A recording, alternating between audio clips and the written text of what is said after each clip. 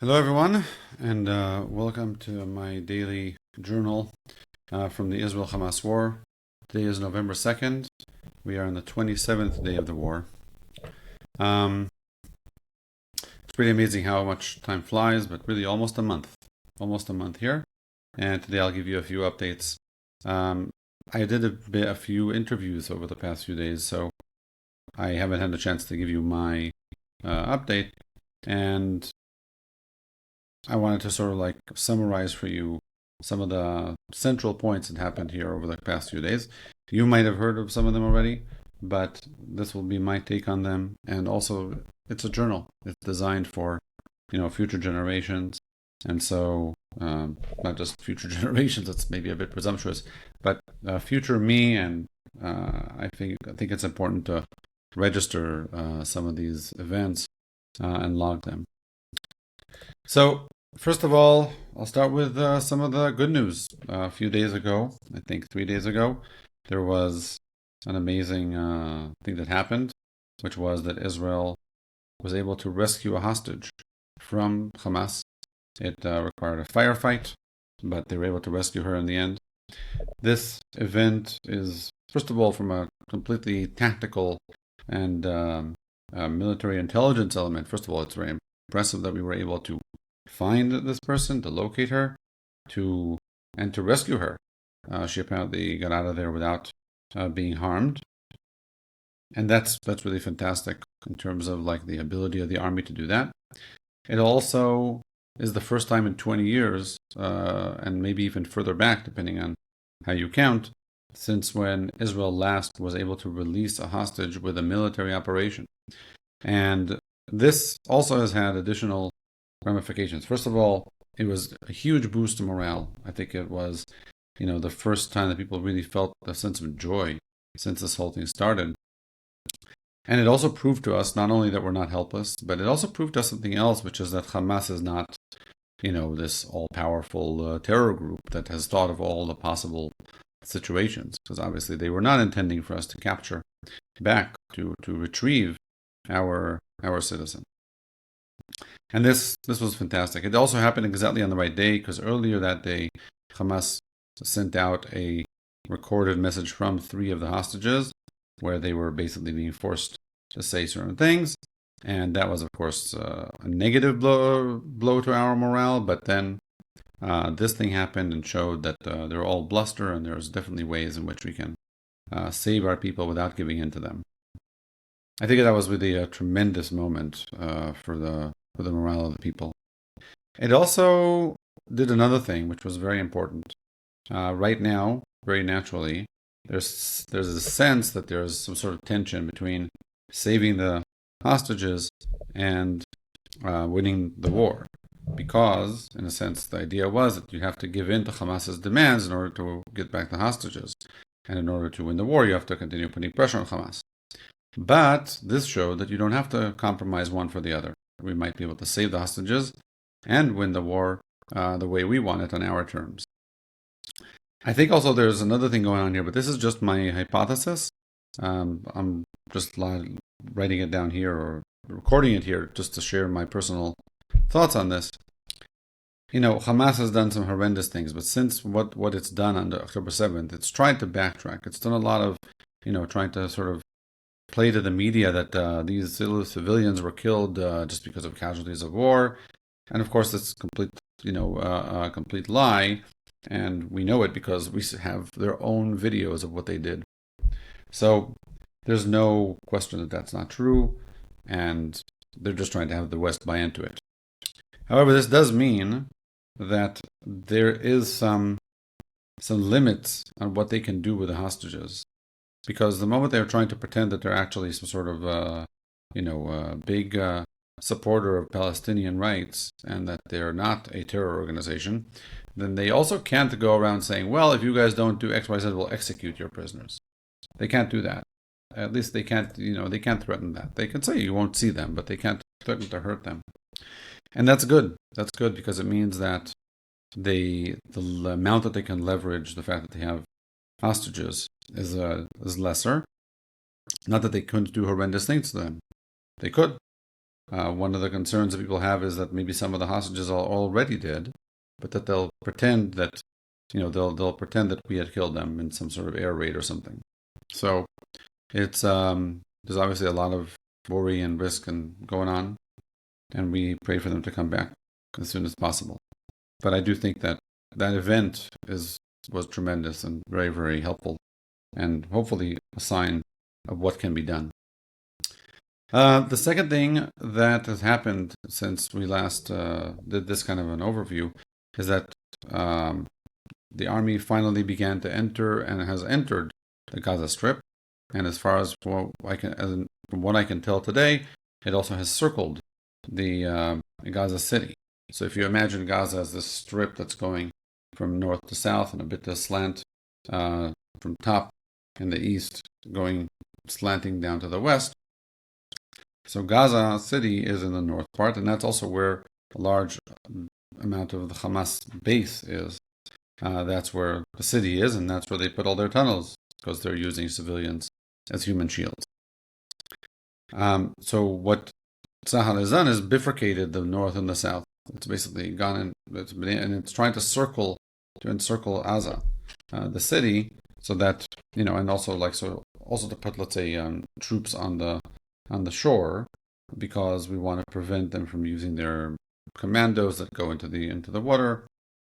We really want to circle the city so that we can then put pressure on them. And that's, first of all, it means that the long wait that we were experiencing until the beginning of this week is finally over for the past few days. We've had a few casualties, but they've had many more. And it's also, again, encouraging to see how the fact that Israel has an army is, being shown very, very clearly that we have an efficient army. We're able to go in with relatively low casualties, definitely compared to them. They're attacking us less and less, which is either that they're storing up their munitions or that we've hurt a lot of their command and control abilities. We know that we've shut down a lot of their drones and stuff like that, so it's probably making it harder for them to collect intel and to attack our soldiers. All this is very good, and no war is good, but it's good if you're already having a war to do it right. Another thing I want to talk about is some of the Hamas propaganda. So and the things that they say also which they seem to be okay saying, but it's pretty. Some of them are pretty crazy.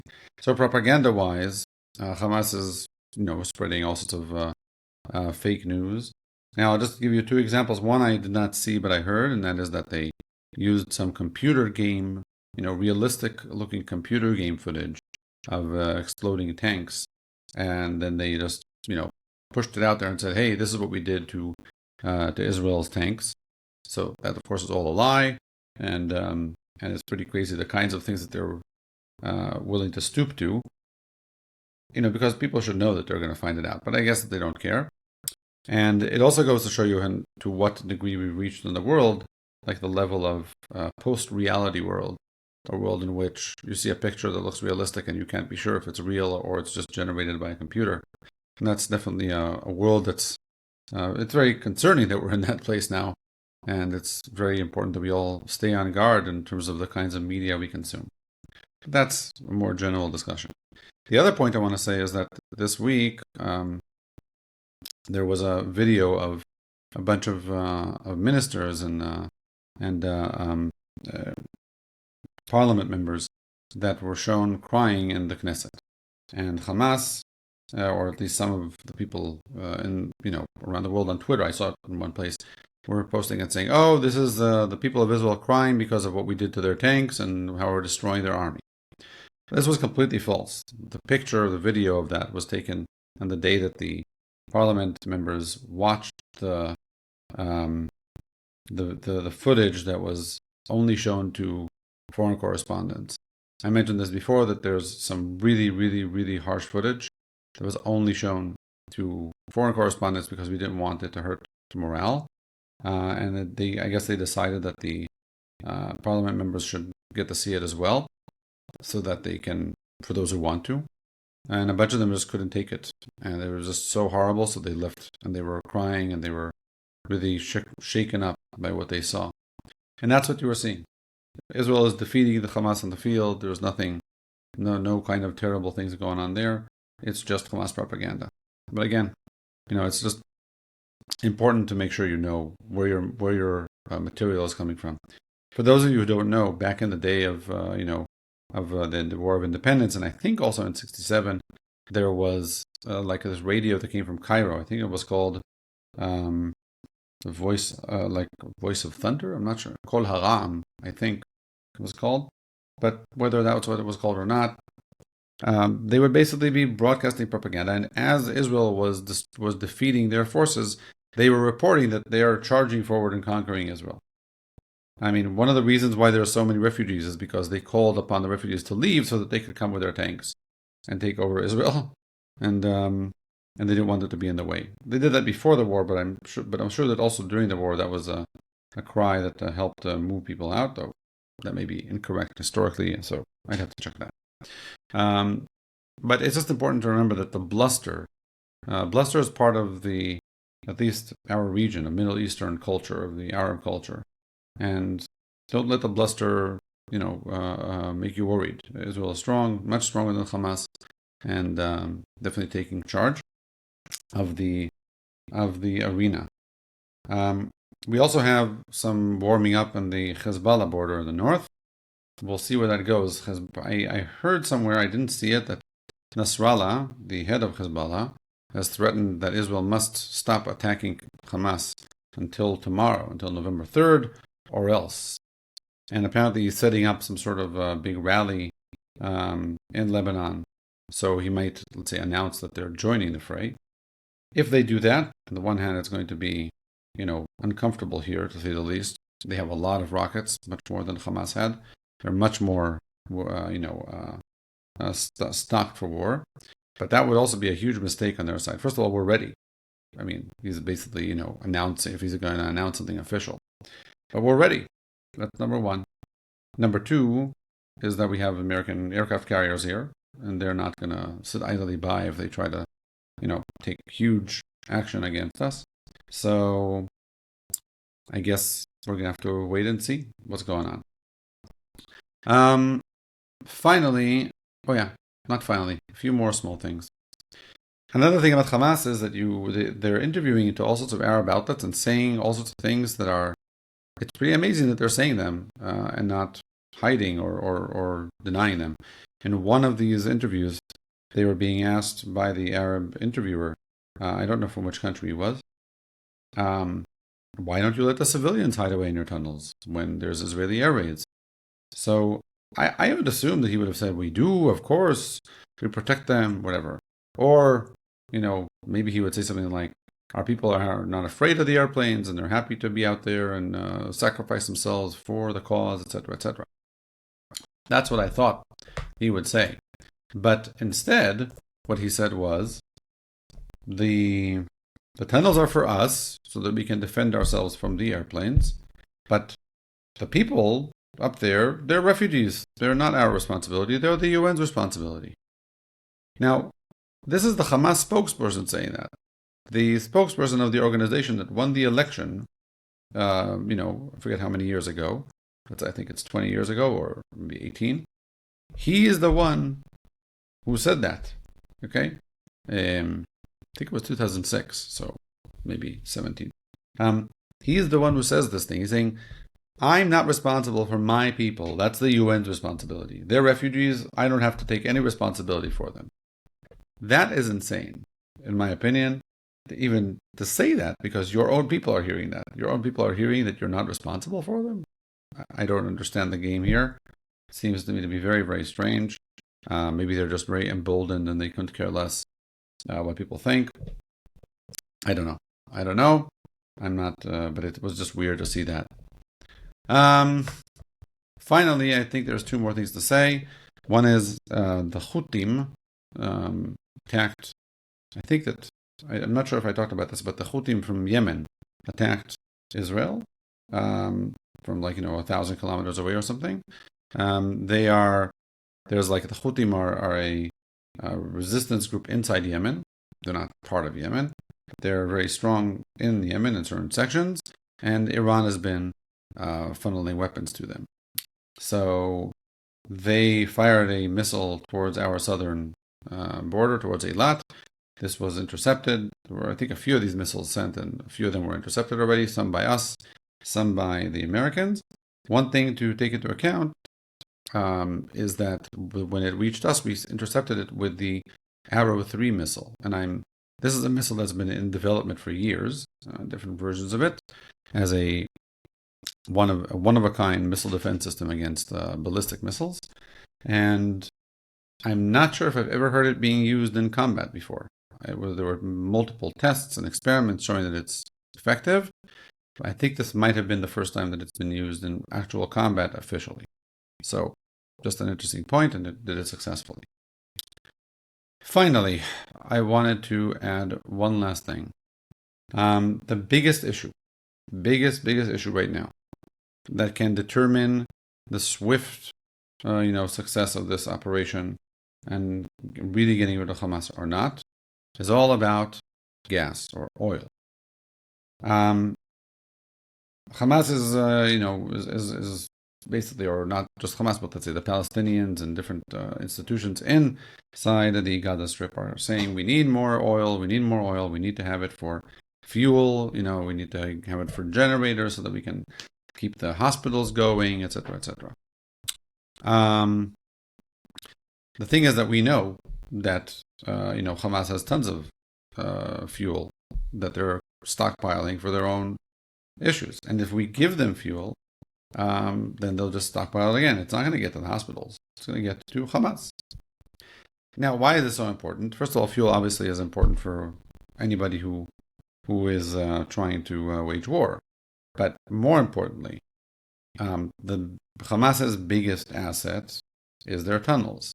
And these tunnels are 60 meters underground. 60 meters, it's a lot of meters. And you have to pump air into those tunnels. You have to, get water out of there if you try to flood it, and into there if you want to drink. All these things, you need electricity to see. The place is dark, there's no windows, there's no light. You have to have electricity, so you need generators. And these are deep tunnels, and they're very big. They consume energy. So, from Israel's standpoint, if we are able to starve Hamas of fuel, then they will have to come out of their tunnels, because otherwise they'll just die there in a tomb. It's the most bloodless way to finish this conflict, is to lock them into their tunnels. That's where they only have combatants, no civilians there. None maybe other than our own civilians, okay, our own, the hostages. But if we put those aside, just in terms of the Palestinian people, that's the best way to force them out, to force them to get out of the tunnels if they start starving to death, if they start not having water, etc., etc. Now, of course, one of the reasons why we may not want to do that all the way is because we want to save our hostages, which might be in there, in which case it's going to be very hard to get them out ourselves. But it definitely is something that we can do to pressure them to leave those tunnels. And so whenever you hear that there are cries saying that they don't have any food, they don't have any fuel, and they're all going to die, and all the hospitals will shut down, etc., you should know that a lot of that is just,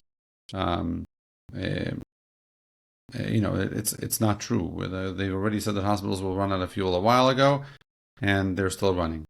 We see them, like the day after they say we're running out of fuel, we see them in a hospital, it's fully lit, and everything in the hospital is functional. So you have to understand that those cries are not cries of trying to take care of their people in terms of, human rights and human suffering. It's just a way to get fuel so that they can continue fighting.